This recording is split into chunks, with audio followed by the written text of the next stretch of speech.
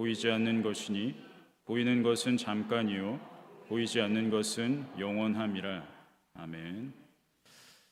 자, 고린도후서의 가장 중심에서 흐르는 그 줄기가 있다고 말씀을 드렸죠. 바울을 대적하는 사람들에 대해서 바울이 이제 변호하는 그런 이야기입니다.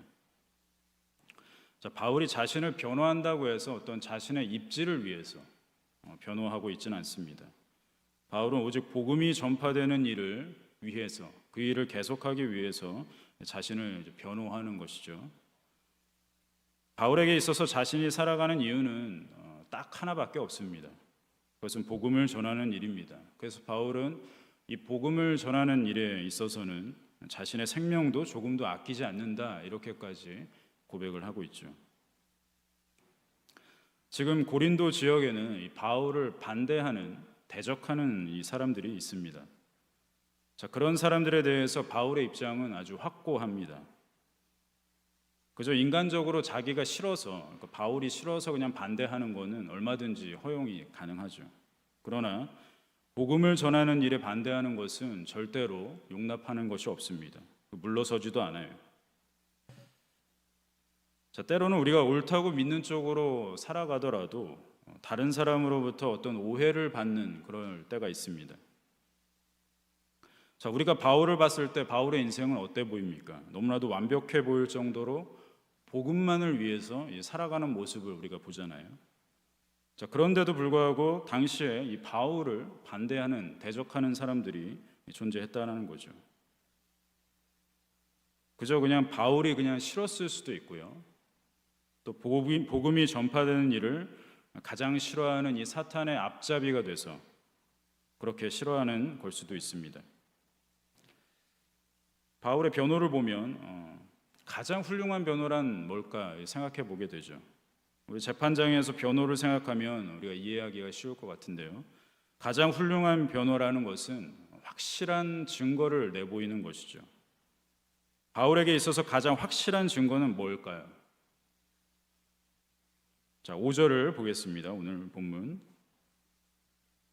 5절 함께 시작. 우리는 우리를 전파하는 것이 아니라 오직 그리스도 예수의 주 되신 것과 또 예수를 위하여 우리가 너희의 종된 것을 전파함이라. 아멘. 자, 바울이 무엇을 전파했는지를 보면 그것이 가장 확실한 증거가 되겠죠. 바울은 자신을 전파하지 않는다고 이야기합니다. 바울은 예수님의 주님 되심과 또 예수님을 위해서 또는 예수님을 통해서 자신이 사람들의 종된 것을 전파했다, 이렇게 고백을 하고 있어요. 바울은 복음을 전하면서 어떤 다른 유익을 쫓지 않습니다. 자기의 영광을 취하지도 않고요, 자신의 명예를 위해서 하는 일도 아니었습니다. 사도의 직분을 감당하는 데 있어서 바울은 아주 순수성을 잃지 않았다라고 할 수 있는 것이죠. 우리는 역사를 통해서 얼마나 많은 사람들이 자신의 이 직위를 통해서, 직분을 통해서 사사로운 유익을 부당하게 착복했는지 알 수 있습니다. 중세 시대를 지배했던 이 로마 가톨릭의 사제들을 보면 잘 알 수 있죠. 로마 가톨릭 교회의 사제들은 막대한 부를 쌓았고 또 그것을 누리면서 살았습니다. 이것은 역사에서 볼 수 있는 아주 자명한 사실이에요. 그렇다고 그 먼 시대까지 우리가 갈 필요도 없습니다. 뉴스를 통해서 종종 접하게 되는 소식들이 있지 않습니까? 어떤 큰 교회의 유명한 목사가 몇십억, 몇백억을 횡령했다. 이런 뉴스 종종 우리가 접할 수 있습니다. 자, 사사로운 유익을 구하는 것이 얼마나 위험한가, 이것을 아주 잘 보여주는 성경의 한 장면이 있습니다. 우리 사도행전 8장 9절에서 23절입니다. 마술사 시몬 기억하십니까? 그 내용인데요. 우리 8장 9절에서 23절까지 우리 한 절씩 교독하겠습니다. 제가 먼저 읽겠습니다. 그 성에 시몬이라 하는 사람이 전부터 있어 마술을 행하여 사마리아 백성을 놀라게 하며 자칭 큰 자라 하니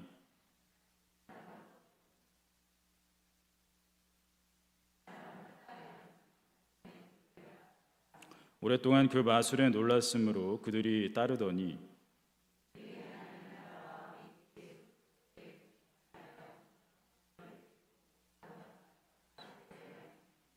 시몬도 믿고 세례를 받은 후에 전심으로 빌립을 따라다니며 그 나타나는 표적과 큰 능력을 보고 놀라니라.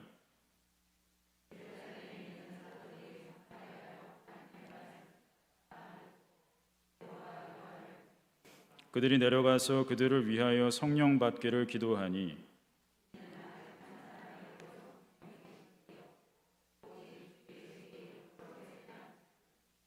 이에 두 사도가 그들에게 안수하며 성령을 받는지라.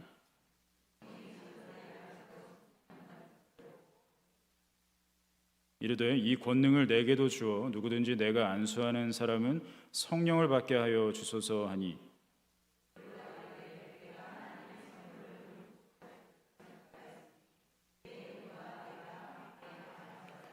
하나님 앞에서 내 마음이 바르지 못하니 이 도에는 네가 관계도 없고 분깃될 것도 없느니라.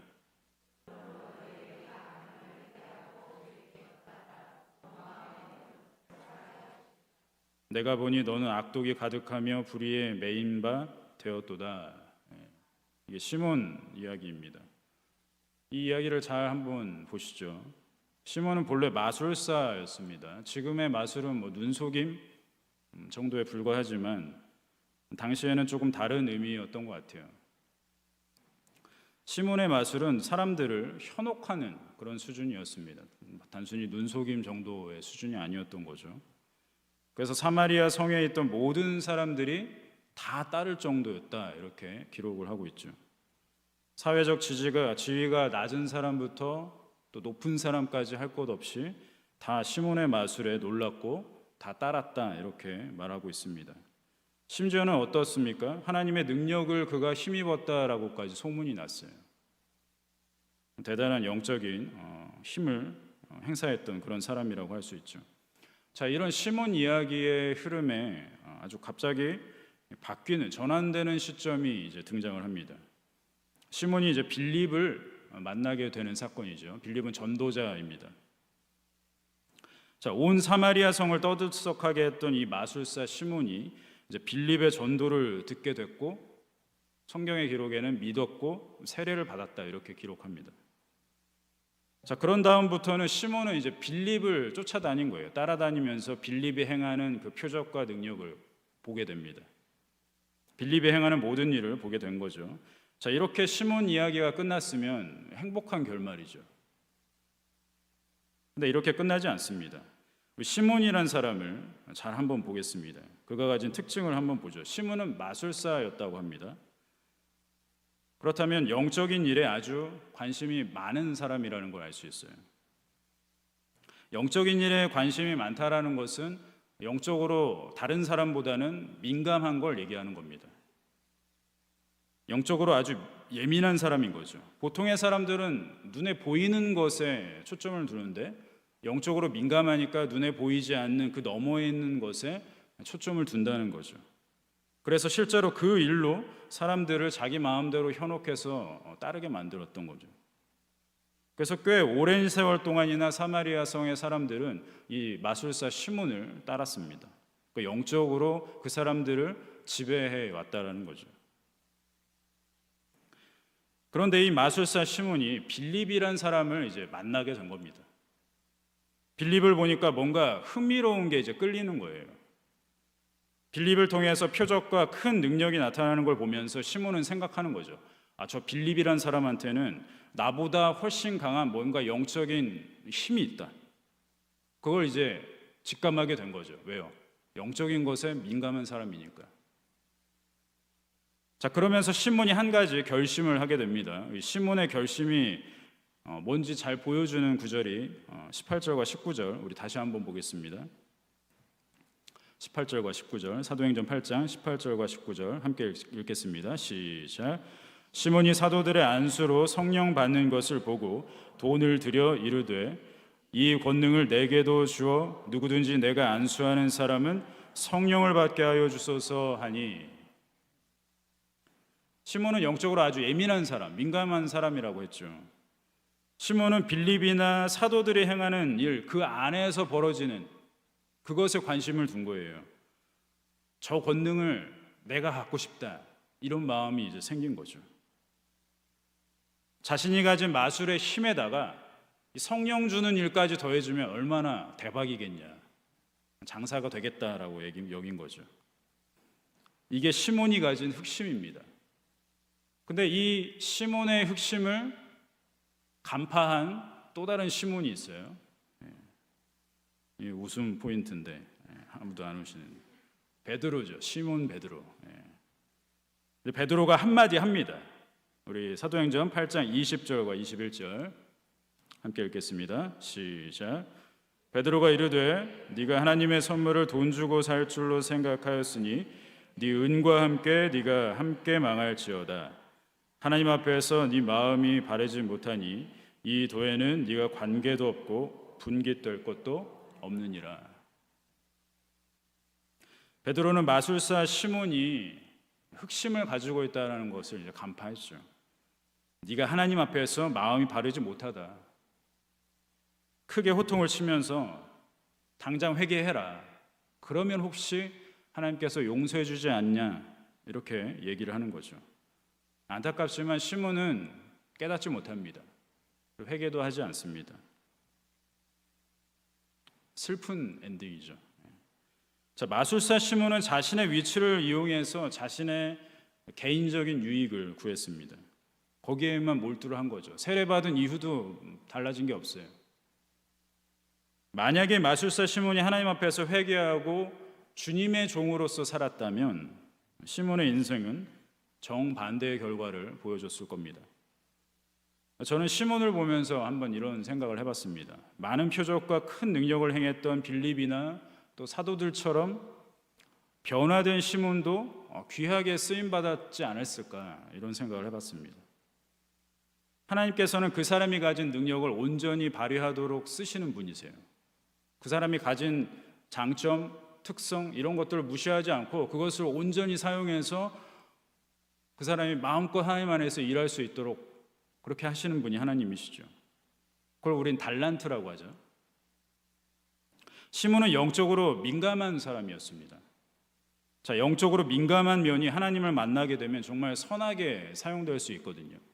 다른 사람들을 살피고 뭔가 이런 일들을 아주 탁월하게 할 수 있습니다. 하나님 안에서 변화받았더라면 크게 쓰일 만한 달란트를 마술사 시몬이 가지고 있는데 안타깝지만 시몬의 변화는 아주 일시적이었죠. 그가 믿었고 세례받았지만 일시적인 변화였고 이후에는 변화된 삶을 보여주지 못합니다. 결국에 시몬의 인생은 베드로의 말처럼 결국에 돈과 함께 망하게 되고 만 것이죠. 이 이야기가 사도행전 8장의 이야기입니다. 이 시몬 이야기 이후에 9장부터 시작되는 이야기가 누구의 이야기입니까? 바울의 이야기죠. 시몬의 이야기가 8장에 나오고 9장에 바울의 이야기가 아주 대조적으로 나오고 있는 겁니다. 시몬의 인생은 진정한 변화로 나아가지 못했어요. 그러나 바울의 인생은 진정한 변화로 나아가는 모습을 우리에게 보여주죠. 여기서 진정한 변화냐 아니냐의 차이는 뭘까요? 마술사 시몬에게는 없었고 바울에게는 있는 그것을 보면 차이를 우리가 알 수가 있습니다. 오늘 본문으로 돌아와서요. 우리 6절과 7절 보겠습니다. 고린도후서 4장 6절과 7절 한 목소리로 읽겠습니다. 시작. 어두운 데에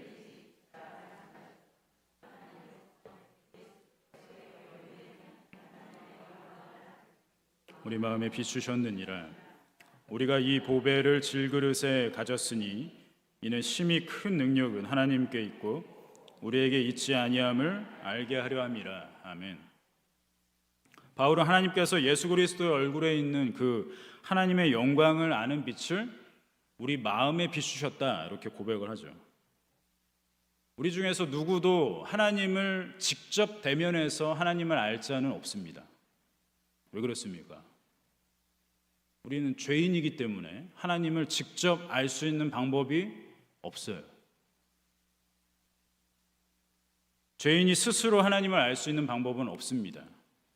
우리가 하나님을 알 수 있는 유일한 길은 뭡니까? 오직 예수 그리스도를 통하는 길밖에 없죠. 우리는 예수님을 통해서 하나님을 알게 되는 것이고 하나님의 영광을 보게 되는 것입니다. 그런데 마술사 시몬은 자신이 갖고자 하면 이 하나님의 능력을 가질 수 있을 거라고 생각한 거죠.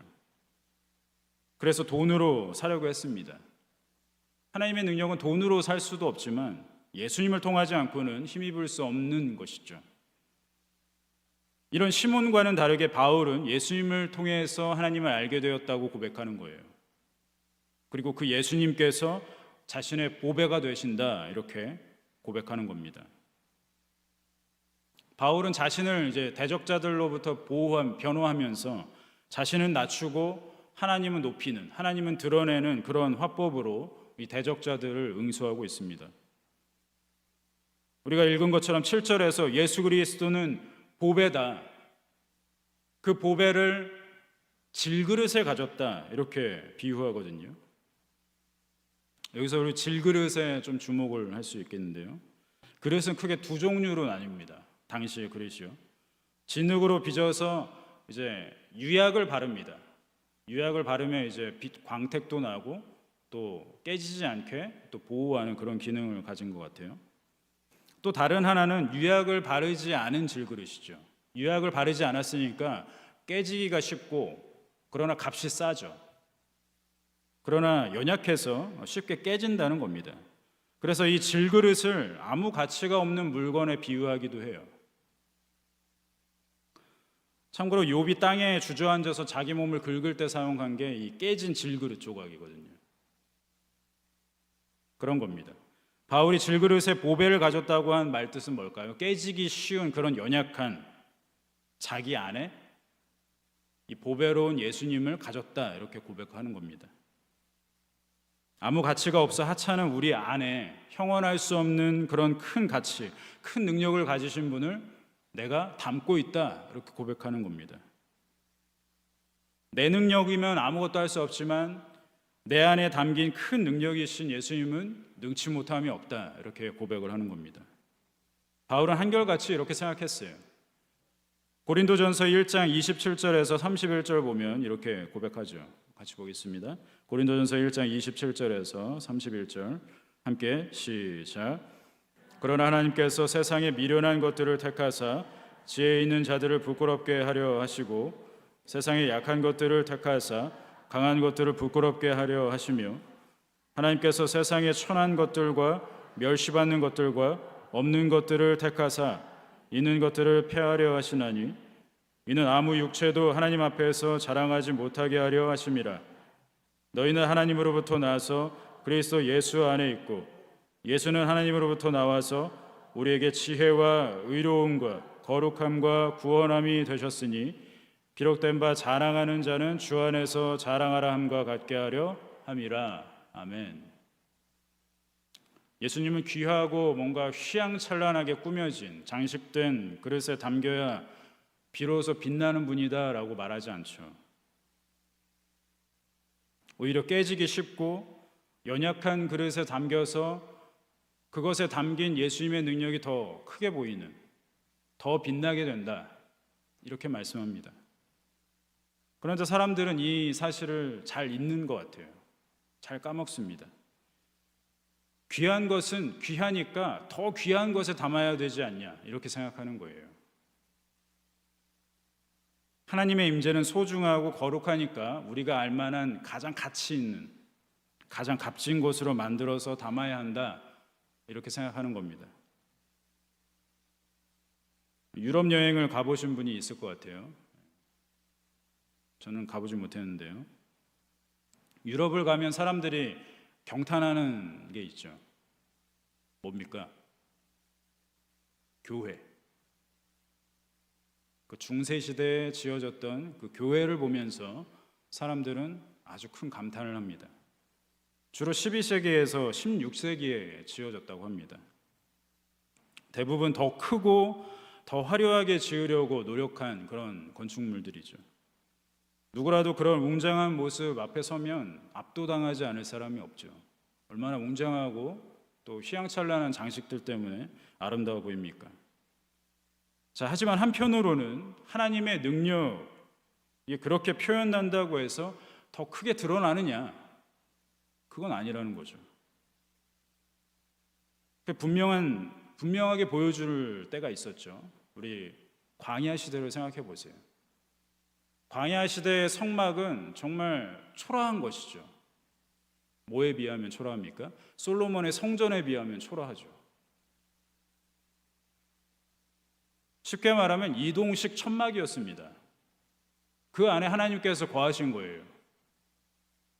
이동식 천막 안에 거하면 하나님의 능력은 작은 것이 됩니까? 솔로몬의 성전에선 하나님의 능력이 더 크게 됩니까? 그건 아니라는 거죠. 지금도 마찬가지입니다. 유리장식으로 아주 건물을 화려하게 지으면, 그래서 반짝반짝 빛나게 지으면 그곳에서 드리는 예배는 더 뜨거울 수 있습니까?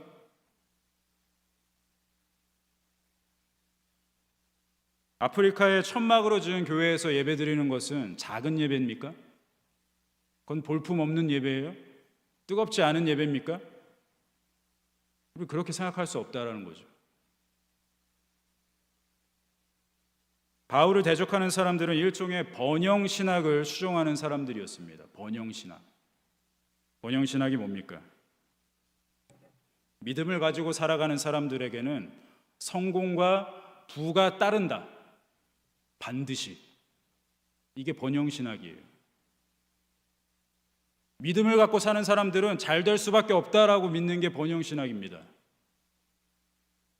부, 성공, 건강, 또 양질의 복지를 누릴 수 있다고 믿어요. 누가요? 성도가. 반면에 질병이나 고통을 당하는 것은 성도의 인생에서는 있어서는 안 된 일로 여깁니다. 믿음을 가지고 살아가는데 질병이나 고통이 있으면 안 되죠.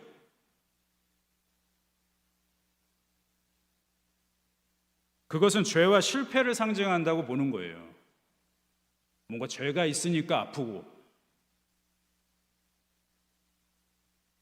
뭔가 죄가 있으니까 실패한다, 이렇게 해석하는 겁니다, 인생을. 그런 시각에서 바울의 대적자들은 바울이 당하는 고난을 보면서 그렇게 생각한 겁니다. 번영신학의 눈으로 본 거예요. 바울이 고난을 당해서 고꾸라졌어요. 저것 봐. 바울이 하는 거는 가짜야. 야, 어떻게 믿는 사람이 하는 일에 잘못될 수가 있냐? 어떻게 고난을 당할 수가 있냐? 어떻게 어려움을 당할 수가 있냐? 믿는 사람이. 하나님이 보호하시는데. 그렇게 생각한 겁니다. 그게 번영신학입니다. 그런 대적자들을 향해서 바울이 자기가 질그릇이라고 고백하는 거예요. 나는 빛나는 그릇 아니야. 화려한 장식을 한 그릇도 아니야. 그냥 진흙으로 깨지기 쉽게 만든 아주 연약한 그릇이야. 이렇게 얘기를 하고 있는 겁니다. 바울은 자기가 당한 일도 그런 시각으로 바라봐 달라고 얘기하는 거예요. 번영신학의 눈으로 바라보지 말고 내가 질그릇이라고 나를 표현한 것처럼 내가 당한 일도 그렇게 해석해 달라고 얘기하는 겁니다. 우리 본문 8절 9절입니다. 8절과 9절 함께 읽겠습니다. 시작. 우리가 사방으로 우겨쌈을 당하여도 쌓이지 아니하며 답답한 일을 당하여도 낙심하지 아니하며 박해를 받아도 버림받지 아니하며 거꾸러뜨림을 당하여도 망하지 아니하고. 사람들은 나타나는 이 결과를 보면서 쉽게 일의 성공과 실패를 가늠해요. 시험에서 떨어지면 인생이 실패했다고 느낍니다. 아주 심각한 문제죠. 청소년들. 자살까지 합니다. 시험 조금 못 본 것 때문에. 시험에서 떨어지면 인생이 실패했다고 생각하는 거예요. 질병에 걸리면 어떻습니까? 뭔가 죄가 있으니까 아프다고 생각해요.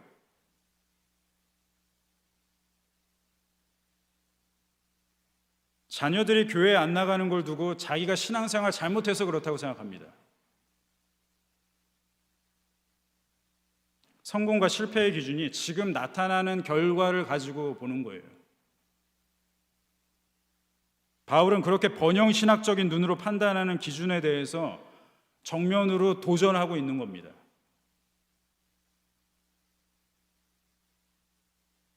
지금 사방으로 우겨싸움을 당하고 답답한 일을 당하고 박해를 받고 있고 거꾸로뜨림을 당한다고 해서 인생이 실패한 것은 아니다라고 얘기하는 겁니다.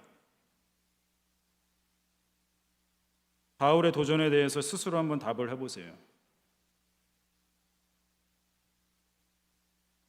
내가 지금 아픈 것이 내 죄 때문이라고 생각하십니까? 나의 자녀들이 교회 안 나가는 것이 내가 신앙생활 잘못해서라고 생각하세요? 그거 아니라는 겁니다. 성령의 손이 붙드는 인생이라면 잠시 넘어지는 것은 완전한 실패가 아니에요. 그건 그냥 잠시 넘어지는 겁니다. 대적자들은 인생의 비밀을 알 수가 없습니다. 그래서 바울이 이렇게 얘기하는 거예요. 예수님의 죽음과 생명의 이야기로 얘기를 하고 있습니다. 우리 10절 11절입니다. 10절과 11절 함께 읽겠습니다. 시작. 우리가 항상 예수의 죽음을 몸에 짊어짐은 예수의 생명이 또한 우리 몸에 나타나게 하려 함이라. 우리 살아있는 자가 항상 예수를 위하여 죽음에 넘겨짐은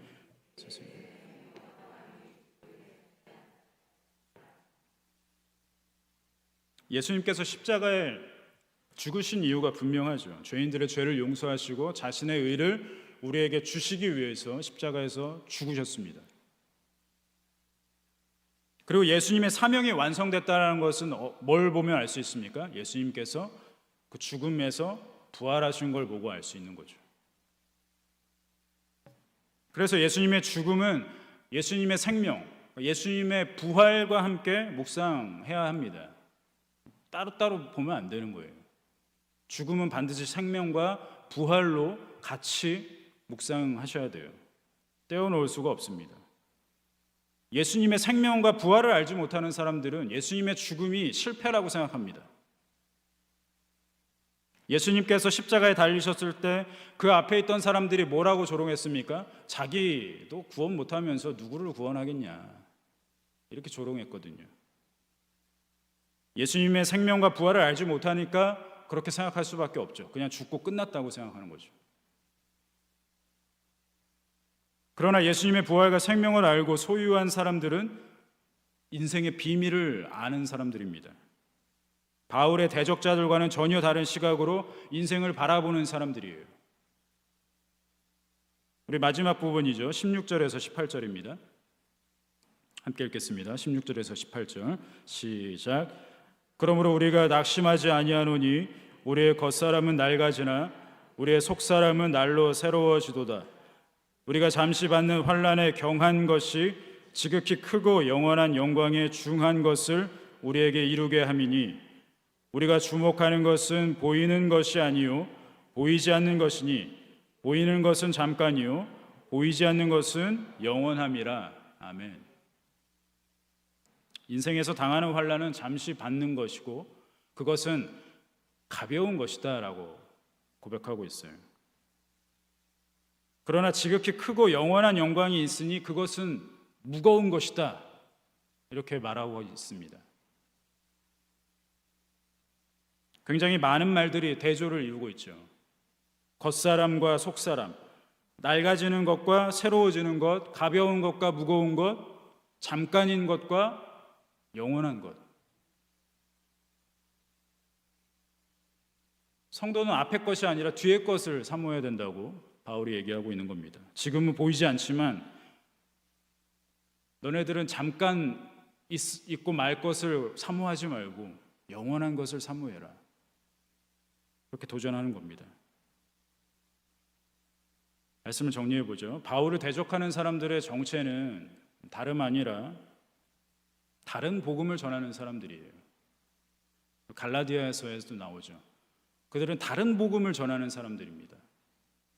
사도 바울이 전하는 복음을 전하는 사람들이 아니라 다른 복음을 전하고 있는 사람, 거짓 사도들이죠.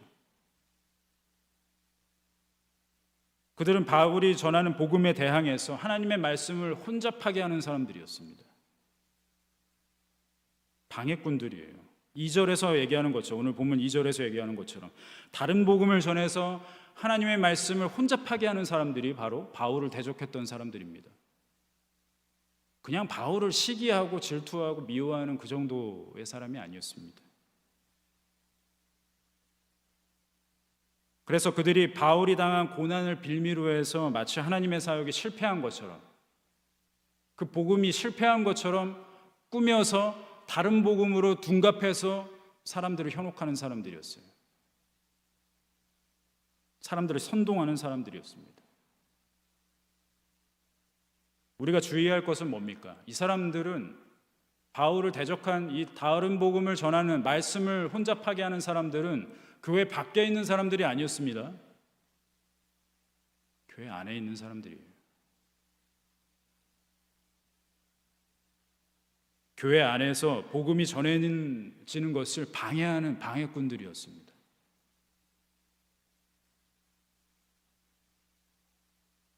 바울을 대적하는 사람들이 아니라 하나님을 대적하는 사람들이었어요. 그런 사람들이 하나님의 말씀을 혼잡하게 하고 가짜 신학인 번영 신학을 퍼뜨리는 거예요.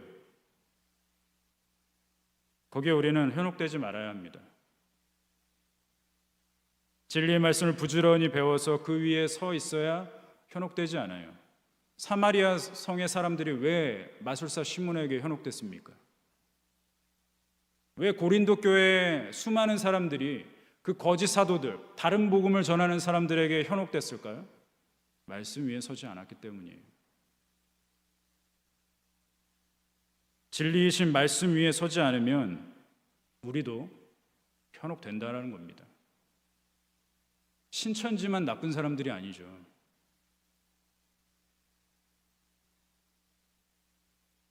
교회 안에서 하나님의 말씀을 어지럽히는 사람들도 신천지와 다름없는 사람들입니다. 우리는 고린도 교회를 반면교사 삼아서 우리는 깨어 있어야 하는 것이죠. 말씀 위에 서서 예수의 생명을 늘 묵상하고 썩지 않을 영원한 영광을 늘 소망하면서, 그게 성령 충만이거든요. 성령의 충만한 일하심 가운데 깨어서 늘 하나님 앞에 설 수 있는 우리 모두가 되기를 바랍니다. 아멘. 기도하겠습니다. 살아계신 하나님 아버지, 바울은 예수 그리스도가 보배라고 고백했습니다. 그것이 가장 연약하고 깨지기 쉬운 질그릇 같은 자기 안에 담겨 있다고 고백합니다. 늘 자기는 낮추고 하나님은 드러내는, 하나님의 영광을 선포하는 일에 앞장섰던 이 바울의 삶, 우리도 본받을 수 있도록 인도하여 주시옵소서. 늘 우리가 예수 그리스도의 능력을, 예수 그리스도의 생명을 가진 자로서 늘 당당하게 거짓을 향하여서 올바르게 설 수 있는 그 정체성을, 성도의 정체성을, 바른 정체성을 우리에게